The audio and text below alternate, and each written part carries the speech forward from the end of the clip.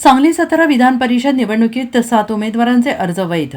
एकनाथ शिंदेंच्या शिवसेनेचे नेते तानाजी पाटील अपक्ष अर्ज वैध. एकनाथ शिंदे यांनी तानाजी पाटील यांना मुंबईला भेटीसाठी बोलवले. तानाजी पाटील अर्ज ठेवणार की माघार घेणार यावर निवडणूक दुरंगी होणार की तिरंगी हे स्पष्ट होणार. सांगली सातारा विधान परिषद निवडणुकीत 7 उमेदवारांचे 11 अर्ज वैध ठरले तर एका उमेदवाराचे 2 नामनिर्देशनपत्र अवैध ठरले.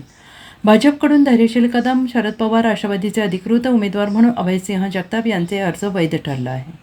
बाळासाहेब पाटील यांचे उमेदवारी अपक्ष राहिलेले आहे. तसेच एकनाथ शिंदे शिवसेनेचे नेते तानाजी पाटील यांचा अपक्ष अर्ज वैध राहिला आहे. आता तानाजी पाटील आपला अपक्ष अर्ज मागे घेणार की कायम ठेवणार यानंतर ही निवडणूक दुरंगी होणार की तिरंगी हे स्पष्ट होणार आहे. दरम्यान उपमुख्यमंत्री एकनाथ शिंदे यांनी तानाजी पाटील यांना मुंबईला भेटीसाठी बोलवलेलं आहे. आज रात्री या दोघांमध्ये भेटीदरम्यान काय चर्चा होते आणि त्यानंतर तानाजी पाटील काय भूमिका घेतात हे पाहणं महत्त्वाचं ठरणार आहे. जर तानाजी पाटील यांनी आपला अपक्ष अर्ज कायम ठेवला तर महायुतीतच भाजप विरुद्ध शिवसेना असा संघर्ष होण्याची दाट शक्यता आहे. आज मी सांगली आणि सातारा विधानसभा मतदारसंघाच्या निवडणुकीच्या निमित्त आज मी माझा अर्ज दाखल केलेला आहे. मला वाटतं मी माझे नेते स्वर्गीय अनिल भाऊ यांचा समवेत गेले 30 ते 32 वर्ष मला वाटतं या राजकारणामध्ये आणि समाजकारणामध्ये काम करत आहे. मी या 32 वर्षाच्या कालावधीमध्ये जी काय मित्रत्वाच्या नात्यानं सांगली असेल, सातारा जिल्हा असेल, या दोन्हीमध्ये एकत्रितरित्या जी माझी मित्रत्वाची संख्या आहे किंवा एकामेकाला जीवाला जीव देणाऱ्यांची जी संख्या अशी मी जी आजपर्यंत जी मिळवलेली आहे ती निश्चितपणानं ती संख्या मोठी आहे. आणि मला वाटतं मी या सगळ्या ज्या मतदारसंघातल्या या आपल्या सांगली आणि सातारा या मतदारसंघातल्या 2 जिल्ह्यातल्या सगळ्या कार्यकर्ते असतील, सगळे नगरसेवक असतील, सगळे जिल्हा परिषदचे सदस्य असतील, या सगळ्याच्या मागणी खातीर मी माझ्या पक्षाकडं उमेदवारी अर्ज मागणी केला. मला वाटतं मी माझे नेते आमदार सुहास भैया आणि या सांगलीचे पालकत्व घेतलेले मंत्री शंभूराजे देसाई ही सगळीजण जाऊन आम्ही एकनाथ शिंदे साहेबांकडं उमेदवारी मागितलेली आहे.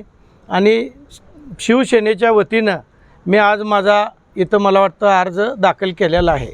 बाकीचे आपल्याला मदत करणारे जे मित्रपक्ष आहेत ते मदत करायला असं वाटतं का आपल्याला भाजप? मला वाटतं राजकारणामध्ये मी जादा शत्रुत्व कधी कुणाचं संघ केलेलंच नाही आणि निश्चितपणानं माझी मित्रत्वाची संख्या जास्त आहे.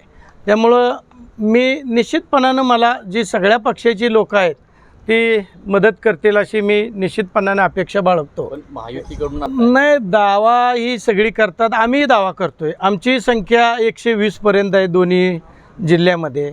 आता जो काय पक्ष निर्णय घेतील, आमचे पक्षाचे नेते आहेत एकनाथरावजी शिंदे साहेब, ते जे निर्णय घेतील ते आम्ही पुढं चालू. तर काय भाजपनं जर उमेदवार दिला तर तुमची पुढची काय? नाही, आता कसं आहे, एखादा अर्ज आपण पक्षाकडून भरला तर तो पक्षाचा एबी फॉर्म जोडला नाही म्हणून काही तो बाद होत नाही.